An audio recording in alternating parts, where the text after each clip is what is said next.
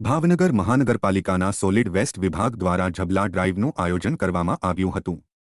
Bhavnagar marketing યાર્ડની આજુબાજુમાં ફળો અને શાકભાજી વેચતા છૂટક વ્યાપારીઓને ત્યાં ચેકિંગ હાથ ધરાયું હતું। ભાવનગર મહાનગરપાલિકાની ઝબલા ચેકિંગ ટીમ દ્વારા ધારા ધોરણ મુજબના પ્લાસ્ટિકના ઝબલા નહીં હોવાને પગલે પ્રતિબંધિત ઝબલાઓ મળી આવતા ધોરણસર દંડનીય કાર્યવાહી હાથ ધરવામાં આવી હતી, જેને પગલે કેટલાક વેપારીઓમાં ફફડાટ ફેલાયો હતો।